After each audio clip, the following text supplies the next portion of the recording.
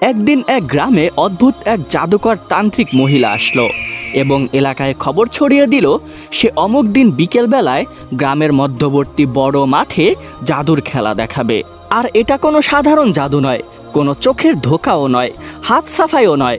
তার খেলায় ছিল এমন কিছু যা মানুষ আগে কখনো দেখেনি। সেই দিন বিকেলের দিকে গ্রামের খোলা মাঠে লোকজন জড়ো হতে শুরু করলো। নারী, পুরুষ, বৃদ্ধ, শিশু সবাই এসেছে। মাঝখানে দাঁড়িয়ে আছে সেই মহিলা। তার পরনে ছিল কালো রঙের ঢিলে ঢালা কাপড়, চোখে কালি, ঠোঁটে অদ্ভুত এক হাসি। তার চোখের দিকে তাকালেই যেন শিরদাঁড়া দিয়ে ঠান্ডা স্রোত বয়ে যায়। সে উচ্চস্বরে বলল, হে গ্রামবাসী, আজ আমি তোমাদের সামনে এমন কিছু জাদু দেখাবো যা আগে কেউ দেখেনি। আজকের খেলাগুলো হবে একেবারেই নতুন। লোকজনের ভিড় আরো ঘন হয়ে এলো। কেউ ফিসফিস করে বলল, আল্লাহ জানে কি দেখাবে। কেউ আবার কৌতূহল মনে এগিয়ে এলো। খেলা শুরু হলো। সবার আগে মহিলা মাটির দিকে তাকিয়ে হঠাৎ জোরে পা দিয়ে মাটিতে আঘাত করলো। মুহূর্তের মধ্যেই মাটি কেঁপে উঠল, ধুলো উড়ে গেল, আর চোখের পলকেই সেখানে তৈরি হলো এক বিশাল গর্ত। গর্তের ভেতর থেকে ধীরে ধীরে বেরিয়ে এলো এক ভয়ঙ্কর বড় সাপ। ফনা তুলে হিস হিস করছে। লোকজন চিৎকার করে পিছনে সরে গেল। কেউ কেউ ভয়ে দৌড়ে পালাতে চাইল। তখন মহিলা হাত তুলে বলল, তোমরা কেউ ভয় পেও না, যতক্ষণ আমি এখানে আছি কিছুই হবে না। সে সাপের দিকে তাকিয়ে অদ্ভুত ভাষায় কিছু বলতে লাগলো। তারপর হঠাৎ জোরে বলল, এখনই দেখো। চোখের সামনেই সেই বিশাল সাপটা কেঁপে উঠল, শরীর ছোট হতে লাগলো, আর মুহূর্তের মধ্যেই সেটা পরিণত হলো একটি ছাগলে। লোকজন অবাক, কেউ বিশ্বাস করতে পারছে না। কেউ বলছে এ কোন জাদু, আবার কেউ বলছে এ তো অসম্ভব। এরপরে মহিলা তার ঝুলি থেকে একটি ছোট্ট পাথর বের করলো। সে পাথরটি সামনে রাখলো। এরপরে মন্ত্র পড়তে লাগলো। ধীরে ধীরে সেই পাথর বড় হতে লাগলো। ছোট্ট পাথর মুহূর্তেই বিশাল আকৃতি ধারণ করলো। তারপর অলৌকিকভাবে পাথরটি মাটি ছেড়ে হাওয়ায় ভাসতে শুরু করলো। লোকজন হতভম্ব হয়ে তাকিয়ে আছে। এক সময় পাথরটা আরো উপরে উঠল, আরো উঠতে উঠতে এক সময় আকাশে মিলিয়ে গেল। চোখের আড়ালে হারিয়ে গেল সে চিরতরে। গ্রামের মানুষে মানুষে মাঠ ভরে গেল। ভিড়ের মাঝেই ছিল এক ছোট্ট ছেলে, ফুটফুটে, চোখে বুদ্ধির ঝিলিক, মুখে কৌতূহল। জাদু দেখাতে দেখাতে হঠাৎ সেই মহিলার নজর পড়ল ওই ছেলেটির দিকে। তার চোখ সরু হয়ে এলো, মনে মনে কিছু একটা ভাবলো। হঠাৎ সে সবাইকে উদ্দেশ্য করে বলতে লাগলো, হে গ্রামবাসী, শোনো, এখন আমি এমন এক জাদু দেখাবো যা খুবই ভয়ঙ্কর। এতে কারো প্রাণও চলে যেতে পারে, তবে ভয় পেও না, আমি আছি। এই কথা শুনে লোকজন শিউরে উঠল। একজন সাহস করে জিজ্ঞাসা করলো, হে জাদুকরনি, কি জাদু দেখাবেন? মহিলা ঠান্ডা গলায় বলল, আমি এক মানুষকে পশুতে পরিণত করব। এই কথা বলার সাথে সাথেই চারদিকে আতঙ্ক ছড়িয়ে পড়ল। কেউ পিছিয়ে গেল, কেউ চুপ করে রইল। তখন মহিলা সকলকে উদ্দেশ্য করে বলতে লাগলো, তোমাদের মধ্য থেকে কাউকে প্রস্তুত হতে হবে। আমি কাউকে জোর করব না। কে প্রস্তুত? কিন্তু কেউ এগিয়ে এলো না। সবাই নিচের দিকে তাকিয়ে রইল। তখন মহিলা ধীরে ধীরে হাঁটতে হাঁটতে সেই ফুটফুটে ছেলেটির সামনে গিয়ে দাঁড়ালো। নিচু হয়ে তাকিয়ে বলতে লাগলো, বাবা, তুমি কি এই মজাদার জাদুটি দেখতে প্রস্তুত? ছেলেটি ভয় পেল না, বরঞ্চ শান্ত গলায় বলল, আপনি তো একটা সাপকে ছাগল বানাতে পেরেছেন। যদি পারেন তাহলে অদৃশ্যভাবে একজন মানুষ এভাবে হাজির করে তাকে পশুতে বদলে দেখান। নিশ্চয়ই আপনার সেই ক্ষমতা আছে। এই কথা শুনে চারপাশ স্তব্ধ হয়ে গেল। এত ছোট্ট একটা ছেলের মুখে এমন কথা কেউ আশা করেনি। মহিলার মুখে হাসি জমে গেল। সে কিছুক্ষণ চুপ করে রইল। তারপরে মনে মনে ভাবলো, এই বাচ্চাটাকে আমার লাগবে, আমার তো কোনো সন্তান নেই। সে ছেলেটির কানে কানে কিছু একটা ফিস ফিস করে বলল। সঙ্গে সঙ্গে ছেলেটি একটু দূরে সরে গেল এবং লোকেদের ভিড়ের মধ্যে হারিয়ে গেল। কেউ কিছু খেয়াল করলো না। এরপরে মহিলা ঘোষণা করলো, আজকের খেলা এখানেই শেষ। লোকজন একে একে মাঠ ছেড়ে চলে যেতে লাগলো। ছোট ছোট বাচ্চাদের একটি দল বাড়ির পথে রওনা দিল। তাদের মধ্যেই ছিল সেই ফুটফুটে ছেলেটি, কিন্তু তার মনটা অস্থির। ভয়ের একটা অদ্ভুত ছায়া তার পিছু ছাড়ছে না। ঠিক তখনই সেই পথ দিয়ে ধীরে ধীরে হেঁটে আসছিলেন একজন আল্লাহর ওলি। কাঁচা রাস্তা ধরে ধীরে ধীরে হেঁটে আসছেন সেই মানুষটি, যাকে গ্রামবাসী পাগল বলে জানত। চুল এলোমেলো, পোশাক সাদামাটা, চোখ নিচু, কোনোরূপ উত্তেজনা ছাড়াই শান্তভাবে হেঁটে আসছিলেন। একজন বাচ্চা হেসে উঠল এবং বলতে লাগলো, ওই দেখো, ওই যে একটা পাগল। আরেকজন বলল, চল একটু মজা করি। শিশুসুলভ নিষ্ঠুরতা আর কৌতুক মিলিয়ে তারা রাস্তার পাশ থেকে ছোট ছোট পাথর তুলে ছুটতে লাগলো।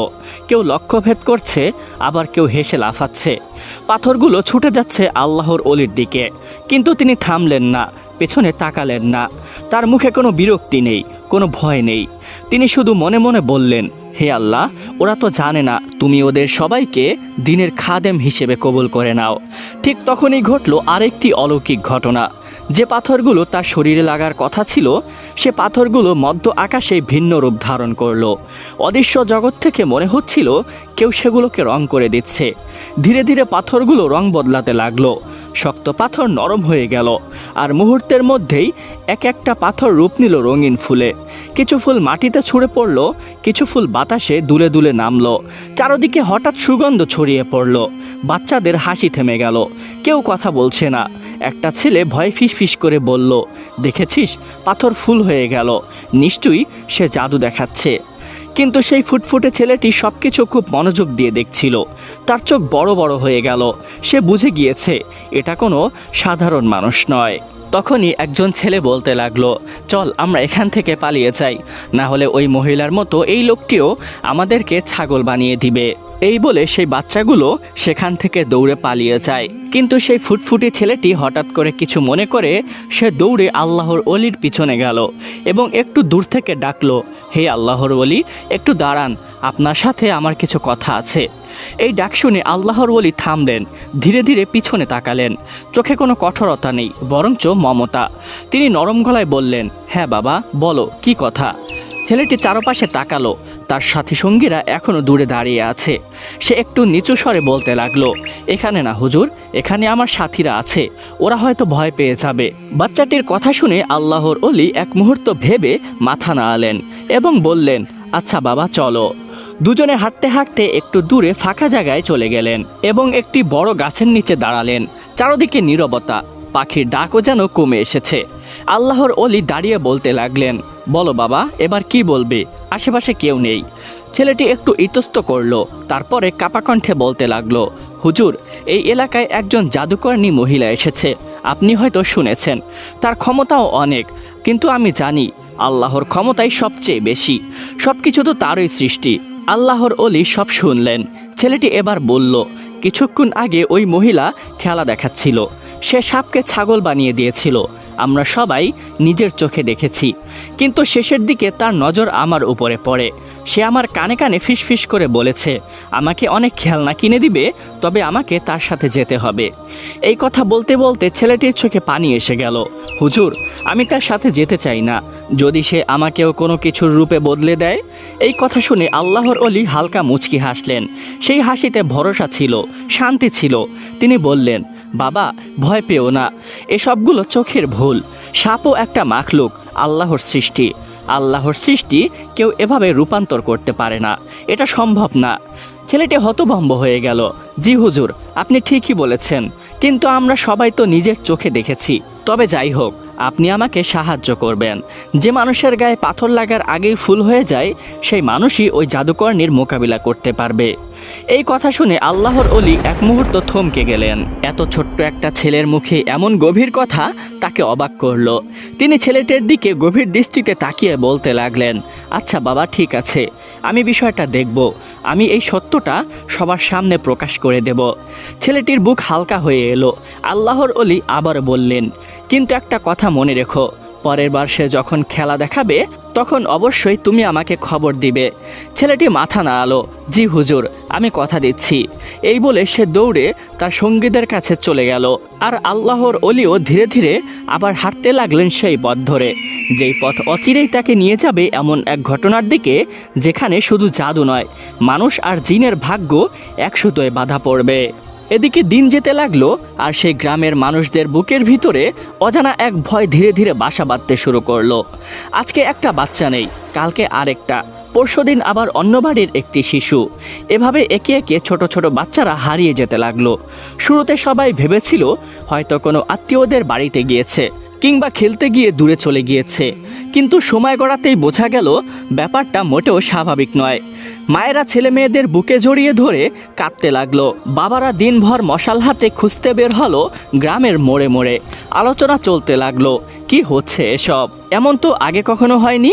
হঠাৎ করে এত বাচ্চা গেল কোথায়? কারো মুখেই কোনো উত্তর নেই, শুধু আতঙ্ক আর অসহায়ত্ব। কিন্তু গ্রামের কেউ জানতো না রাতের আধারে সে মহিলা তান্ত্রিকই নিঃশব্দে ঘরে ঘরে ঢুকত। গভীর ঘুমের ভিতর থেকেই সেই বাচ্চাগুলোকে চুরি করে নিয়ে যেত। না কোনো শব্দ, না কোনো চিহ্ন। তারপর গ্রামের পাশের পাহাড়ের ভেতরে থাকা এক অন্ধকার গুহায় তাদেরকে আটকে রাখত। তার মনে ছিল ভয়ঙ্কর এক বাসনা। আমাবস্যার রাতে সে ওই বাচ্চাগুলোকে বলি দিয়ে তন্ত্র সাধনা করবে এবং আরও শক্তিশালী হয়ে উঠবে। জিনের শক্তি, শয়তানি বিদ্যা আর কালো জাদুকে একত্র করে সে এমন এক অবস্থানে যেতে চাইছিল যেখানে মানুষ তাকে ভিন্ন রূপে ভয় করবে। দিনের বেলায় অবশ্য সে ছিল সম্পূর্ণ ভিন্ন রূপে। সেদিনও মাঠে মানুষের ভিড় জমে গিয়েছিল। সে আবার খেলা দেখাতে এসেছে, কিন্তু আজকের খেলা আগের সব খেলার চেয়েও ভয়ঙ্কর ও আশ্চর্যজনক। লোকজন গোল হয়ে দাঁড়িয়ে আছে। হঠাৎ সবাই দেখলো কোনো দড়ি নেই, কোনো লাঠি নেই, কোনো ভর নেই। সেই মহিলা ধীরে ধীরে মাটি ছেড়ে উপরে উঠতে শুরু করলো। হাওয়ার ভেতর ভাসছে সে, ঠিক যেন বাতাসই তাকে ধরে রেখেছে। লোকেরা বিস্ময়ে তাকিয়ে আছে, কেউ হাততালি দিচ্ছে, কেউ ভয়ে মুখ চেপে ধরেছে। এই ভিড়ের ভেতরেই ছিল সেই ছোট্ট ছেলেটি। মহিলাকে হাওয়ায় ভাসতে দেখেই তার বুকের ভেতর কেমন জানি করে উঠল। আল্লাহর ওলির সেই কথা মনে পড়ে গেল। সে বলছিল, যেদিন আবার খেলা হবে আমাকে জানাবে। ছেলেটি আর এক মুহূর্তও দেরি করল না, দৌড়ে চলে গেল আল্লাহর ওলির কাছে। আল্লাহর ওলি তখন ইবাদতে ব্যস্ত। ছেলেটি শ্বাস নিতে নিতে বলতে লাগলো, হুজুর, সেই মহিলা আবার খেলা দেখাচ্ছে। আজকে সে আকাশে ভাসছে। আল্লাহর ওলি শান্তভাবে ইবাদত শেষ করলেন। ছেলেটির কথা শুনে তার চোখে গভীর ভাব ফুটে উঠল। তিনি উঠে দাঁড়ালেন, ছেলেটির সাথে রওনা হলেন মাঠের দিকে। পথে হাঁটতে হাঁটতে ছেলেটি বলল, হুজুর, আমাদের এলাকায় এই কয়েকদিনের মধ্যে অনেক বাচ্চা হারিয়ে যাচ্ছে। আপনি তো আল্লাহর বিশেষ বান্দা, চাইলে বলতে পারেন তারা কোথায় আছে। ছেলেটির কথা শুনে আল্লাহর ওলি বিস্মিত হয়ে গেল। মনে মনে তিনি দোয়া করলেন, হে আল্লাহ, এই শিশুর অনেক বুদ্ধি, এই শিশুকে আপনি ইসলামের জন্য কবুল করুন। কিন্তু একই সাথে তার হৃদয়ে একটি গভীর চিন্তা ঢুকে গেল, বাচ্চাগুলো যাচ্ছে কোথায়? অবশেষে তারা মাঠে পৌঁছালো। সেখানে তখনও খেলা চলছে। মহিলা এবার তার ঝুড়ি থেকে একটি ছবির ফ্রেম বের করলো। ফ্রেমের ভিতরে আঁকা ছিল একটি কবুতরের ছবি। সে কিছু মন্ত্র পড়ে ছবির উপরে ফু দিতেই সবাই অবাক হয়ে গেল। দেখতে পেল ছবির ভিতর থেকে কবুতরটি ধীরে ধীরে জীবিত হয়ে গেল, নড়তে শুরু করলো।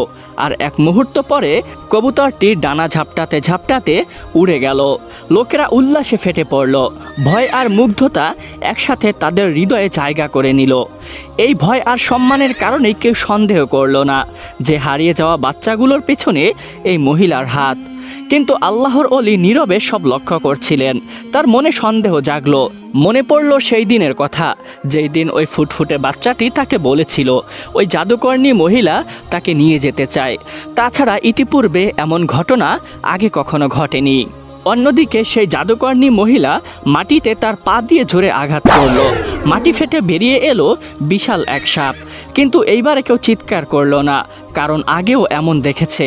বরং লোকেরা আরও কাছে এসে মজা নিতে লাগলো এবং উৎসাহিত হয়ে খেলাটি উপভোগ করতে লাগলো। মহিলা গম্ভীর কণ্ঠে বলল, এবার আমি এই সাপটিকে এক অদ্ভুত দানব রূপে পরিণত করব। এই বলে সে মন্ত্র পড়তে সাপটি বিকৃত হয়ে বিশাল এক দানব আকৃতির রূপে রূপান্তরিত হয়ে গেল। সবাই শিউরে উঠল। কিন্তু আল্লাহর ওলি একটি বিষয় লক্ষ্য করলেন, এত বড় সাপ, এত বড় দানব, অথচ কোনো কিছুরই ছায়া মাটিতে পড়ছে না, যদিও আকাশে সূর্য উজ্জ্বল। তখনই তিনি নিশ্চিত হয়ে গেলেন এগুলো জিন। এই মহিলা জিন দিয়ে এসব কাজ করাচ্ছে। লোকেরা এবার সত্যিই ভয় পেয়ে গেল। এত বড় দানব দেখে সবাই ভয় পাওয়ার কথা। কিন্তু মহিলা হেসে বলতে লাগলো, ভয় পেও না, আমি আছি। এরপরে সে দানবরূপী প্রাণীটিকে আবারও মন্ত্র পড়ে একটি বিশাল ঈগল পাখিতে পরিণত করলো। পাখিটি ডানা মেলে আকাশে উড়ে গেল। আল্লাহর ওলি নীরবে দাঁড়িয়ে সব মনোযোগ দিয়ে লক্ষ্য করছিলেন। মহিলা একের পর এক প্রাণীগুলো রূপান্তরের খেলা দেখাচ্ছে, সাপ, দানব, পাখি, কিন্তু আশ্চর্যের বিষয় কোনোটারই ছায়া মাটিতে পড়ছে না। রৌদ্র উজ্জ্বল, মাঠ পরিষ্কার, তবুও ছায়াহীন এই দৃশ্য আল্লাহর অলির অন্তরে নিশ্চিত প্রমাণ হয়ে উঠল। তিনি ধীরে ধীরে সামনে এগিয়ে এলেন। কণ্ঠে কোনো অহংকার নেই, কোনো চ্যালেঞ্জের উত্তেজনা নেই, শুধু শান্ত আত্মবিশ্বাস। তিনি সেই মহিলাকে উদ্দেশ্য করে বললেন, আপনি খুব সুন্দর খেলা দেখাতে পারেন, আপনার জাদু নিঃসন্দেহে মানুষকে বিস্মিত করে, কিন্তু আমি আপনার থেকেও বড় এক জাদুকরের সাহায্যে কাজ করি, যার শক্তির কাছে সমগ্র সৃষ্টি মাথা নত করে। চলুন আমরা দুজনে মোকাবিলা করি। তিনি কথা বলছিলেন, কিন্তু চোখ ছিল নিচের দিকে। সরাসরি মহিলার দিকে তিনি তাকালেন না। তার অন্তরের তাকওয়া এতটাই পূর্ণ ছিল যে তিনি দৃষ্টিকেও সংযত রাখতেন। মহিলা একটু থমকে গেল, তারপরে হেসে বলল, আচ্ছা ঠিক আছে, আপনি শুরু করুন, কি দেখাবেন? আল্লাহর অলি শান্তভাবে বললেন, না, আগে আপনি মাটি থেকে যে কোনো একটি প্রাণী তৈরি করুন, আমি সেটিকে মেরে ফেলব, তারপরে দেখি আপনি কিভাবে সেটিকে আবার জীবিত করেন। মাঠে নিস্তব্ধতা নেমে এলো। লোকেরা নিঃশ্বাস বন্ধ করে তাকিয়ে রইল। মহিলা এবারও মাটিতে জোরে পা দিয়ে আঘাত করলো। মাটি কেঁপে উঠল, আর আগের মতোই একটি বিশাল বড় সাপ বেরিয়ে এলো। লোকেরা ফিসফিস করতে লাগলো, কিন্তু আল্লাহর অলি একটুও বিচলিত হলেন না। তিনি মাটি থেকে সামান্য ধুলো তুলে নিলেন, হাতের মুঠোয় রাখলেন। কেউ বুঝতে পারল না তিনি কি পড়ছেন। শুধু তার ঠোঁট নড়ছে আর চোখে অদ্ভুত এক স্থিরতা। হঠাৎ তিনি সেই ধুলো সাপটির দিকে ছুঁড়ে মারলেন। এক মুহূর্তের মধ্যেই সাপটি কেঁপে উঠল, বিকৃত হয়ে গেল, আর পরক্ষণেই একটি মৃত কাকের রূপ নিয়ে মাঠের উপরে পড়ে রইল। মাঠ জুড়ে হঠাৎ শোরগোল পড়ে গেল। লোকেরা হতবম্ব। এবার পালা সেই মহিলার। সে মন্ত্র পড়ল, চিৎকার করল, তন্ত্রের সাধনা সব শক্তি ঢেলে দিল, কিন্তু কিছুতেই সে মৃত কাক নড়ল না, জীবন ফিরল না। তার মুখের হাসি মিলিয়ে গেল, চোখে ভয় স্পষ্ট হয়ে উঠল। লোকেরা সব মনোযোগ দিয়ে দেখছিল। তখন আল্লাহর অলি সবার দিকে ফিরে দৃঢ় কণ্ঠে বললেন, হে গ্রামবাসী, এই মহিলা আপনাদেরকে জিন দিয়ে বোকা বানাচ্ছিল। এ কোনো প্রকৃত জাদুকর নয়, এগুলো সব শয়তানি কারসাজি। এই কথার সাথে সাথেই অদৃশ্য জগতেও তোলপাড় শুরু হয়ে গেল। মহিলার কাছে আরও দুইটি জিন ছিল। তারা দেখল তাদের একজন সঙ্গী সম্পূর্ণভাবে ধ্বংস হয়ে গিয়েছে। ভয়ে তারা আর দাঁড়ালো না, মুহূর্তের মধ্যে সেখান থেকে পালিয়ে গেল। মহিলা চুপচাপ দাঁড়িয়ে রইল। আল্লাহর অলি আবারও বললেন, হে গ্রামবাসী, আপনাদের এলাকার ছোট ছোট বাচ্চাদের এই মহিলাই চুরি করেছে, কারণ সে আসার আগে এমন কোনো ঘটনা ঘটেনি। এই কথা বলেই তিনি সেখান থেকে চলে গেলেন। আল্লাহর অলির আর কিছু বলার প্রয়োজন ছিল না। গ্রামবাসীর রাগ তখন আগুনের মতো জ্বলে উঠল। তারা মহিলাকে মারার জন্য এগিয়ে গেল। ঠিক তখনই মহিলা কাঁপতে কাঁপতে বলল, আমাকে কোনো ক্ষতি করো না, আমাকে মেরে ফেললে তোমরা তোমাদের বাচ্চাদের আর পাবে না। আমি বাচ্চাদের এনে দিব, আমাকে মাফ করে দাও, আমাকে ছেড়ে দাও। মায়েদের কান্না, বাবাদের অসহায় মুখ, সব মিলিয়ে গ্রামবাসীরা থেমে গেল। তারা শেষ পর্যন্ত তাকে ছেড়ে দিল। মহিলা রাতের আধারে গুহায় গেল। এক এক করে সব বাচ্চাকে বের করে এনে গ্রামের শেষ সীমানায় রেখে দিল। তারপর অন্ধকারের ভেতর দিয়ে পালিয়ে গেল। অতঃপর জঙ্গলের গভীরে গিয়ে সে ওই দুইটি পালিয়ে যাওয়া জিনকে ডেকে আনলো।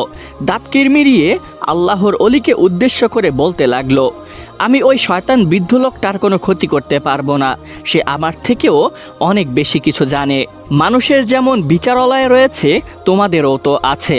তোমরা এক কাজ করো, জিনদের আদালতে গিয়ে তার নামে অভিযোগ করো, সে তোমাদের একজন সঙ্গীকে মেরে ফেলেছে। এরপরে সেই দুইটি জিন অদৃশ্য জগতের আদালতে গিয়ে অভিযোগ দায়ের করলো। এরপর জিনদের আদালতে অভিযোগ উঠল, বিষয়টি গুরুতর, একজন জিন নিহত হয়েছে, আর সেই ঘটনার সাথে একজন মানুষের নাম জড়িত।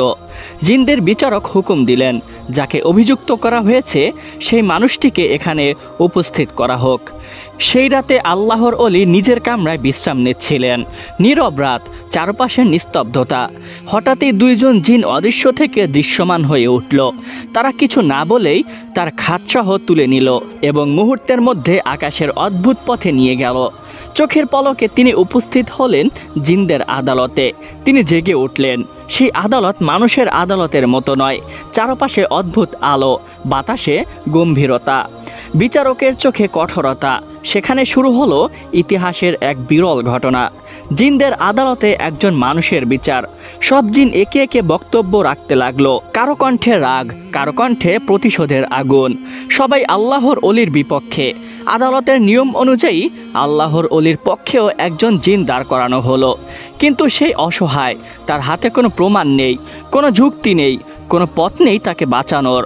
আল্লাহর অলি পুরো সময় নীরব, না কোনো ভয়, না কোনো অনুনয়।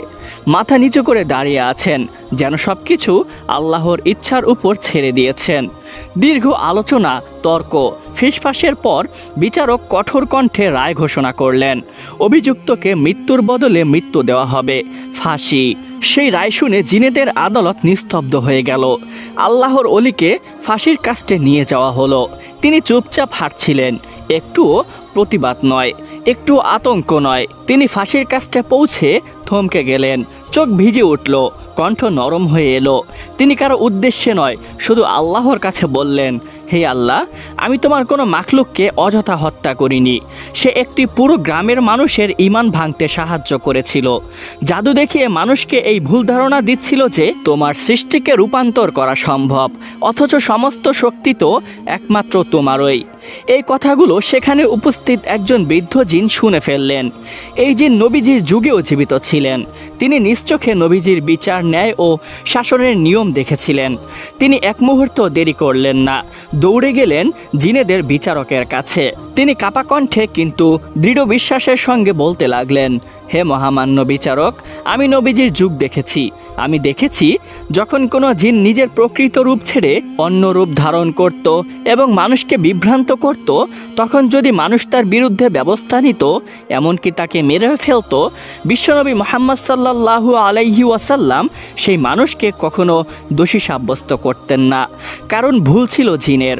আল্লাহ জিনকে যতটুকু ক্ষমতা দিয়েছেন সে তার অপব্যবহার করেছে। এই কারণে মানুষের উপর কোনো শাস্তি আরোপ করা হতো না। এই কথা শুনে পুরো আদালত কেঁপে উঠল। বিচারক কিছুক্ষণ নীরব থাকলেন। তারপরে তিনি শক্ত কণ্ঠে নতুন রায় ঘোষণা করলেন। আগের রায় বাতিল করা হলো। এই মানুষ নির্দোষ, তাকে ফাঁসির শাস্তি থেকে মুক্তি দেওয়া হলো। এরপর তিনি হুকুম দিলেন, এই আল্লাহর বান্দাকে পেট ভরে খাবার খাওয়াও, তারপর তাকে সসম্মানে নিজের বাড়িতে পৌঁছে দিয়ে আসো। ঠিক তাই করা হলো। তাকে উদরপুরে খাবার খাওয়ানো হলো। এরপরে তার খাটসহ তুলে নেওয়া হলো। জিনেদের আদালত থেকে মুহূর্তের মধ্যেই তাকে তার নিজের ঘরে পৌঁছে দেওয়া হলো, ঠিক যেভাবে আনা হয়েছিল। তিনি বুঝতে পারলেন এটা আল্লাহর ন্যায় বিচার। অন্যদিকে গ্রামবাসীরাও বুঝতে পারলেন জাদু নয়, কোনো শক্তি নয়, সবচাইতে বড় সত্য হলো আল্লাহর ক্ষমতা ও তার প্রতি ঈমান আনা।